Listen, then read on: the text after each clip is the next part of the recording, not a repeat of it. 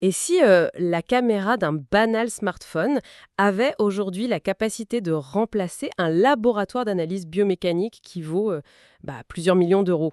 C'est vrai que dit comme ça, on dirait complètement de la science-fiction. Ouais, totalement. Mais en fait, c'est exactement la réalité qui est en train de se dessiner sous nos yeux. Aujourd'hui, notre analyse va plonger au cœur d'une recherche scientifique assez dingue. Une recherche qui prouve, en gros, qu'une intelligence artificielle open source est en train de bousculer toute la médecine sportive. C'est ça. D'ailleurs, l'étude qui sert de base à notre exploration aujourd'hui s'intitule Validity and Reliability of Open Pose-Based Motion Analysis in Measuring Knee Valgus During Drop Vertical Jump Tests. Exactement, c'est un travail qui a été mené par le chercheur Takumi Ina et son équipe de l'université d'Hokkaido. Et ça a été publié très récemment, en 2024, dans le Journal of Sports Science and Medicine. Donc c'est vraiment de la recherche de pointe. Complètement.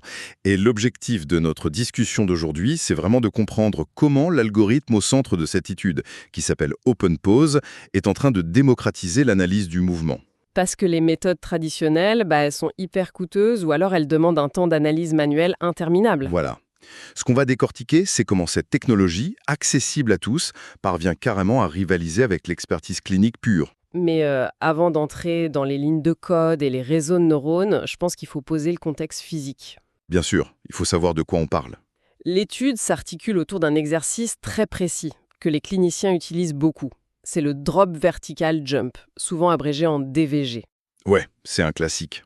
Sur le papier, c'est simple. Le sujet est debout sur une boîte de 30 cm de haut, il se laisse tomber en avant, il atterrit sur ses deux pieds, et là, Et là, il doit sauter instantanément. c'est ça. Il exploite l'énergie de la réception pour faire un saut vertical le plus haut possible avec les bras levés. Faut s'imaginer un joueur ou une joueuse de basket qui retombe après un contre et qui rebondit tout de suite pour attraper la balle. Sauf que le but de ce test, c'est pas du tout de mesurer la hauteur du saut en soi. Non. L'idée, c'est d'observer ce qui se passe au niveau des articulations pendant la fraction de seconde où le pied tape le sol. Exactement. Le point d'intérêt clinique majeur ici, c'est ce qu'on appelle le valgus du genou. Le fameux valgus, ouais. Pour visualiser, le valgus, c'est l'affaissement du genou vers l'intérieur au moment exact de la réception, quand le corps absorbe la force de la chute. Et biomécaniquement, cet angle d'affaissement, c'est vraiment un signal d'alarme critique, n'est-ce pas, Sam? Ah bah, c'est directement corrélé au risque de rupture du ligament croisé antérieur, le fameux LCA. Le cauchemar des athlètes.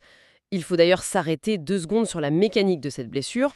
Le ligament croisé antérieur, c'est une petite bande de tissu au centre du genou qui relie le fémur au tibia. Son rôle, c'est vraiment de stabiliser l'articulation, surtout pour empêcher le tibia de partir trop en avant ou de tourner de façon excessive. Donc, quand un athlète atterrit et que son genou part brusquement vers l'intérieur, en valgus, avec le pied bloqué au sol, ça crée une force de cisaillement rotative énorme. Et le ligament, il est tout simplement pas conçu pour encaisser cette torsion extrême.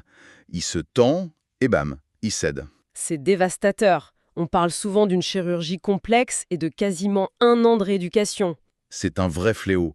Du coup, mesurer cet angle de valgus avec précision, c'est une question de prévention primordiale. Sauf que jusqu'à présent, c'était pas si simple.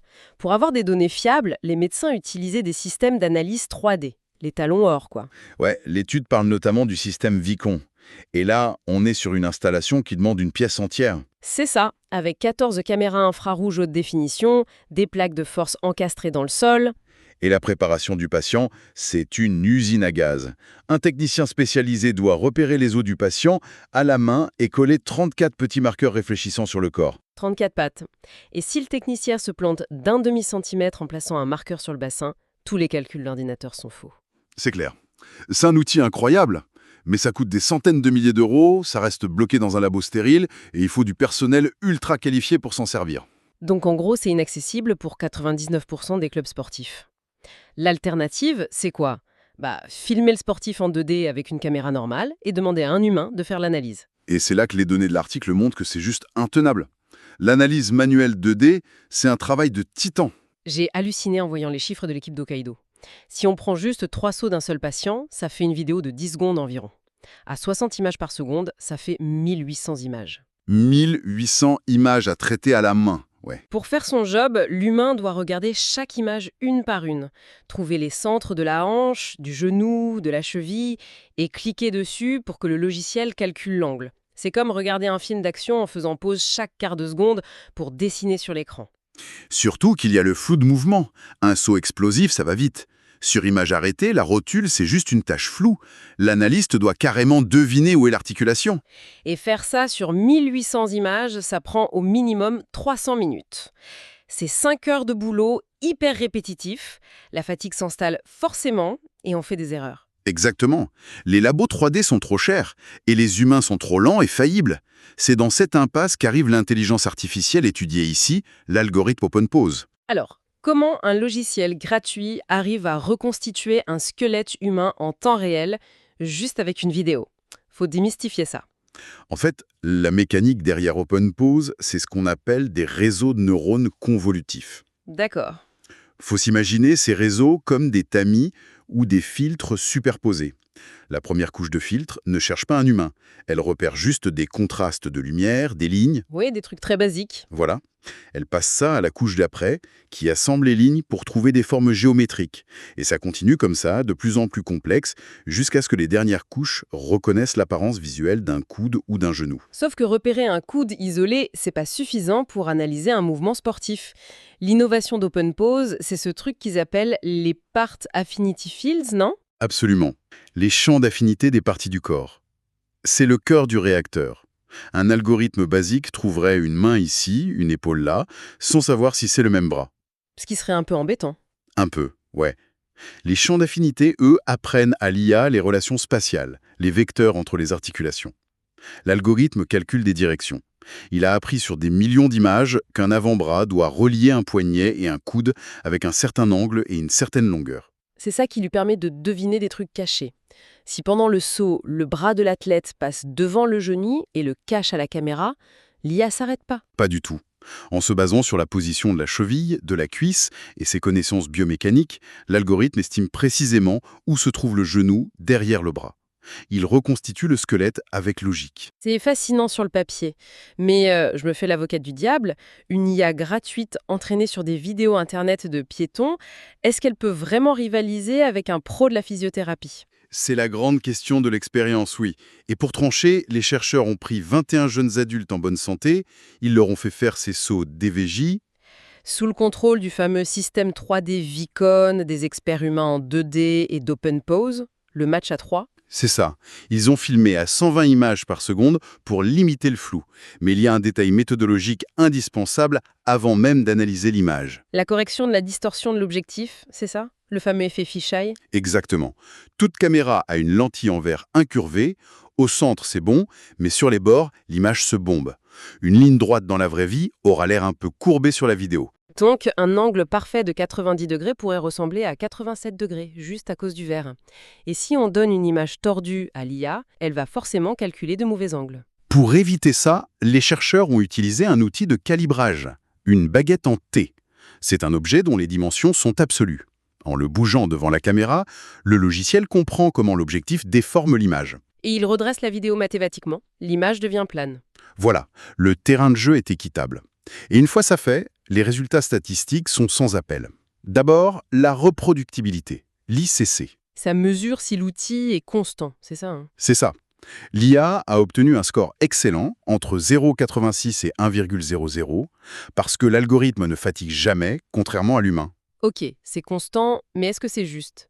C'est là qu'on regarde l'erreur absolue moyenne, la MAE, par rapport au système 3D. Et les données montrent que OpenPose a une marge d'erreur de 2,4 degrés face à l'œil humain expert, qui était à 3,2 degrés. Ah ouais, donc l'IA est mathématiquement au moins aussi bonne, voire légèrement meilleure que l'humain qui a passé des heures sur la vidéo. La conclusion de l'étude est claire. Il n'y a pas de différence statistique significative entre OpenPose et l'humain. Les courbes de mouvement se superposent presque parfaitement à la 3D. Mais je mets un bémol. 2,4 degrés d'erreur au niveau d'un genou qui bouge à toute vitesse. Est-ce que c'est pas risqué cliniquement? On pourrait rater un diagnostic de ligament croisé? C'est une super question. Et les chercheurs y répondent avec la littérature scientifique. En biomécanique clinique, une erreur sous les 5 degrés, c'est considéré comme tout à fait acceptable.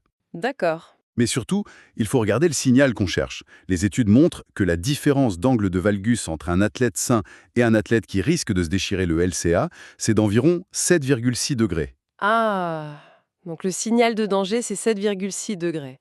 Avec une erreur de 2,4 degrés pour l'IA, le bruit de fond ne masque pas du tout le risque. Exactement. La précision théorique est validée. Mais l'étude va plus loin. Elle montre que l'IA capte des vraies différences physiologiques sur le terrain. Et ça, c'est hyper intéressant.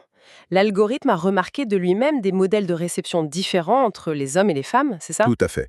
Lors du contact initial, les femmes de la cohorte montraient un angle de valgus nettement supérieur. Leurs genoux rentraient plus vers l'intérieur. Les hommes, eux, restaient plutôt dans l'axe.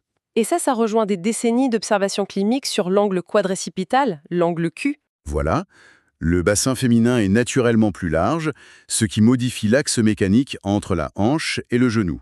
Cet angle plus aigu donne une prédisposition naturelle au valgus. C'est pour ça que les forces sur le ligament croisé sont plus fortes et que les athlètes féminines ont malheureusement beaucoup plus de ruptures du LCA. Et le truc dingue ici, c'est pas de redécouvrir cet angle, mais de prouver qu'une IA gratuite, avec une simple vidéo, peut détecter ces nuances biomécaniques invisibles à l'œil nu. C'est là que ça devient une révolution.